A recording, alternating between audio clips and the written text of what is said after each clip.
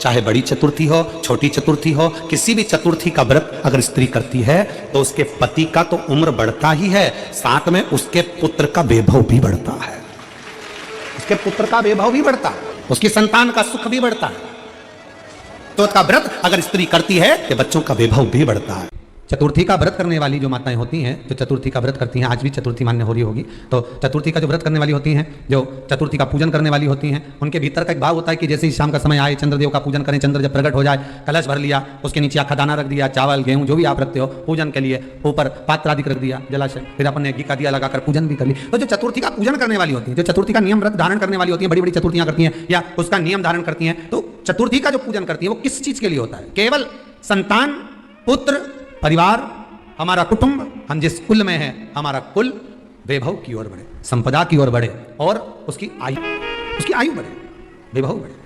बहुत ध्यान दीजिएगा महाराज, चतुर्थी की पूजन में जो आप आटा दाना रखते हो, गेहूं वगैरह कुछ भी जो रखते हो, उसकी बड़ी महत्वता होती है महाराज। यहां तक कहा गया है, चतुर्थी की कथा तो आप लोग पढ़ते होंगे, जो लोग पढ़ते हैं उनको मालूम होगा, चतुर्थी की कथा में लिखा है, चौथ माता के व्रत में वर्णन किया गया है कि वो आखा दाना जो रखा जाता है, मान लो कोई जरूरी काम होता है तभी आखा दाना को रखा जाता है, संभाल के रखते हैं कि हम इस काम के लिए जा रहे हैं और हमारा ये कार्य सफल होना चाहिए। तो जिसने चतुर्थी का व्रत करा है, जिसने चंद्रदेव का पूजन करा, चतुर्थी का व्रत करा, वो गणेश जी से विनती करके वहां से 2-4 आखा दाना उठा ले, और जो व्यक्ति का काम अटक रहा है अपने ही घर का, पर दूसरे कुल को नहीं देना, अपने कुल के अंतर्गत जो काम अटक रहा है उसकी जेब में, उसके पल्लू में उस चीज को रख दिया जाए। तो चतुर्थी जो अगली आती है, जैसे आप महीने की करते हो तो महीने की, और आप जैसे करते हो कि 4 अलग बड़ी बड़ी चतुर्थी करते हो तो उसके अनुसार आपका कार्य सिद्ध होता ही है। उस आखे दाने का इतना महत्व होता है क्योंकि चतुर्थी का व्रत करने वाली माता जब व्रत करती है तो स्वयं चतुर्थी की कथा में लिखा हुआ है कि पार्वती जी गणेश जी से चतुर्थी की कथा बचवाती।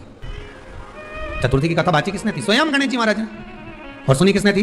माता पार्वती। चतुर्थी की कथा जब होती है तो उसको स्वयं गणेश जी बाच रहे हैं, तो व्रत कौन सुन रही है? माता पार्वती। और आपने जो आखा दाना लिया वो गणेश जी के भाव से लिया, गणेश जी से निवेदन करके, विनय करके, प्रार्थना करके उसको प्राप्त किया, आपने उसको लिया।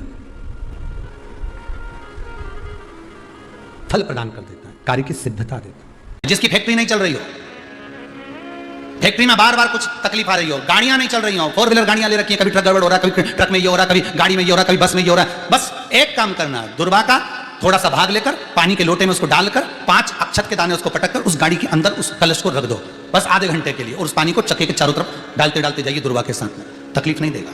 फैक्ट्री का भी यही प्रमाण है। दुर्वा में वो अमृत तत्व छुपा है जिसका सुख आनंद दे जाता है। ये दुर्वा बुधवार के दिन जो आर इस बार पड़ रहा है उस दिन समर्पित करिए। 41 दुर्वा प्रत्येक बुधवार को गांठ लगाकर गणेश जी को समर्पित कर कर वापिस उठाकर उस दुर्वा को खाली पेट, आपके घर में भी गणेश जी होंगे उनको समर्पित करो, खाली पेट इस दुर्वा को केवल चबा चबा कर खा लो और आधे घंटे बाद पानी को पी लो। बुधवार की बुधवार 5 बुधवार करना, गणेश जी को चढ़ाना, सफेद दुर्वा को गणेश जी को समर्पित कर कर चबा चबा कर खाना। उदर की प्रॉब्लम, जो भी मसा आदि की प्रॉब्लम होती है उदर से जुड़ी हुई होती है, जिस चीज से जुड़ी होगी, पेट की जितनी प्रॉब्लम होगी आपको, जितनी भी प्रॉब्लम होगी वो सारी 5 बुधवार करना, 6ठे बुधवार को जरूरत ही नहीं पड़ेगी। कभी मौका लग जाए अपनी जिंदगी में, कभी मौका लग जाए, कभी तुम्हारी जिंदगी में मौका लग जाए, सिद्धि विनायक गणेश जी का दर्शन करने के लिए जाओ, दगड़ू गणेश का दर्शन करने के लिए जाओ, अष्ट विनायक का दर्शन करने के लिए जाओ, उनके मंदिर में एक बार आवाज लगा कर कह देना हर हर महादेव। सबसे ज्यादा खुश होंगे मेरे गणेश जी महाराज, आज तो मेरे पिता का आशिक आया है, आज मेरे पिता को चाहने वाला आया है, और पिता का प्रेमी मेरा भी प्रेमी। कभी हरि विठ्ठल का दर्शन करने के लिए पंढरपुर में जाओ, क्योंकि भारत की भूमि पर केवल एक भगवान नारायण का मंदिर ऐसा है, पूरी भारत की भूमि में क्या पूरे विश्व में केवल भगवान पांडुरंगा हरि विठ्ठल का मंदिर ऐसा है जिसमें भगवान विष्णु के सिर पर शंकर का शिवलिंग है, वो पूरी दुनिया में एक हरि विठ्ठल में है, केवल पांडुरंगा हरि विठ्ठल। इसलिए पंढरपुर में दर्शन करने जाओ, विठ्ठल विठ्ठल विठ्ठल विठ्ठल विठ्ठल विठ्ठल के साथ में एक आवाज और होना चाहिए, हर हर महादेव। तो हरि विठ्ठल प्रसन्न हो जाते हैं। मेरे मस्तक पर जो शिव बैठे हैं उसको देखकर आवाज लगा रहा है हरि विठ्ठल। यदि भगवान गणेश जी की पूजन और भगवान शंकर की पूजन दोनों जब शमी पत्र से करी जाती है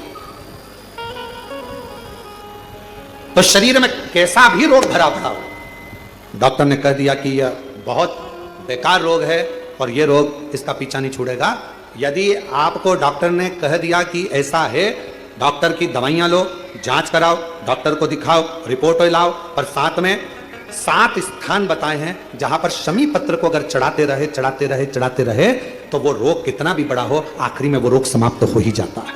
7 स्थान बताए शमी पत्र। अब शमी पत्र के 7 स्थान तो बताएं, पर शमी पत्र की इतनी महत्वता क्यों है, मंदार की इतनी महत्वता क्यों है, गणेश जी की पूजन में, शिव जी की पूजन में इतनी महत्वता क्यों है? 7 स्थान पर शमी पत्र का वर्णन किया गया। 7 स्थान शिव महापुराण के वो 7 स्थान शिवलिंग के आप लोग देखेंगे, दर्शन करेंगे।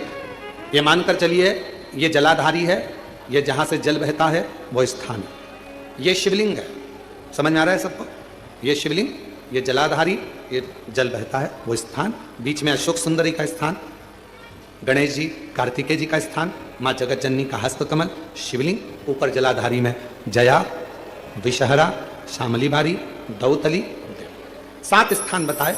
पहला स्थान अशोक सुंदरी का स्थान। तो अगर आपको यह वीडियो अच्छी लगी है तो प्लीज़ हमारे चैनल को सब्सक्राइब करिए और वीडियो को लाइक करिए। धन्यवाद।